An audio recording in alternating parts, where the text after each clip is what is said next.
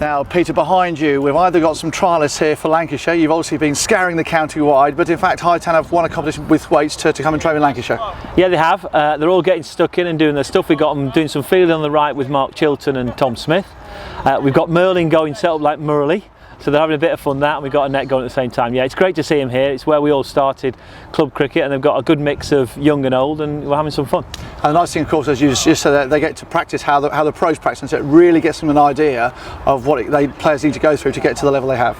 Yeah, and I think the thing they're finding is actually it's nothing different. We do the same things as a club player would do. They're very simple. We do basics, simple things. We just have to do them sometimes a bit quicker than you do at a lower level because people bowl a bit quicker, the feeling's a bit better, and we practice a bit longer. So there's nothing new there. For any youngsters watching, it's all pretty simple. You just got to do the hard work. And of course, talking of hard work, hopefully at the weekend everything will come to fruition. Hard practice this morning with the county squad, of course, ahead of Edgbaston and finals day. So a really exciting time for the club. Yeah, really exciting because we've got 2 finals day and the championship going. At the moment, we're totally on finals day. That comes up on Saturday. The lads practice really well over the last 2 days, so we'll have a day off tomorrow, practice again at Edgbaston on Friday, and then we'll go for it on Saturday. Should be great fun. And of course, if you get through the first round, it's Champions League as well, so really all to play for the county. Yeah, the way it's set up now, I mean, the semi-finals is nearly as big as the final. It's a massive game because the Champions League will be a great experience for all the players. We've got a lot of young players who won't have played in India, so they'll get a massive amount from that. So yeah, we can't look much further ahead than Leicester first game. Try and get through that. If we win that, then focus on the final, and I say hopefully what you want to do on that day is play to your potential. If somebody plays better than you, then credit to them, but you want to do yourself justice. Of course, part of your job not only getting your own players in tip-top condition, but you've had a look at some of the other counties you've played them during the season and trying to find areas where you think you can capitalise. Yeah, you look at everybody's side. I mean, you're not trying to over-focus on them, but you want your players to be aware of what strengths they've got and where people hit the ball. Then they don't get any shocks on the day. So we know against Leicester they've got certain key players who are very good strikers of the ball, the way they bowl, the order they normally go in. So on the day, it's like you've played them 2 or 3 times before. That's what you're hoping for. Really, the goal is to have hindsight before it happens. Of course, great developments at Edgbaston you mentioned there, but also here at Old Trafford, where of course the ground really is coming together now, and it's again going to be a fantastic place to play. Pitch has been turned around. How's that gone this year?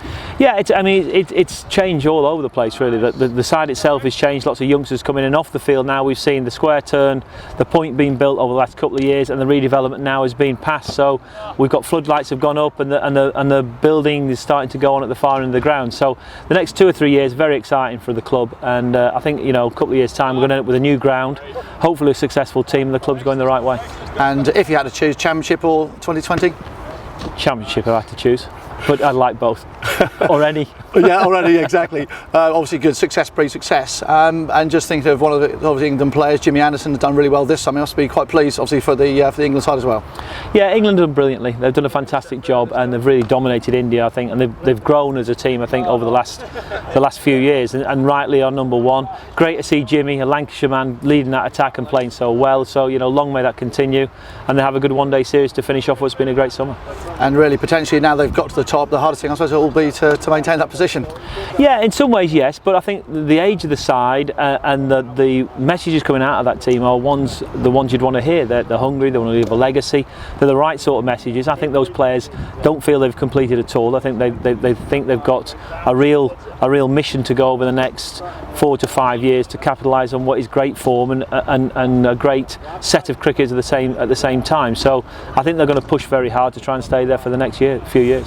Well, better get back to the lads behind you here. So you never know, you might pick one for the county side if you're short one day. Exactly. Peter, thanks very much.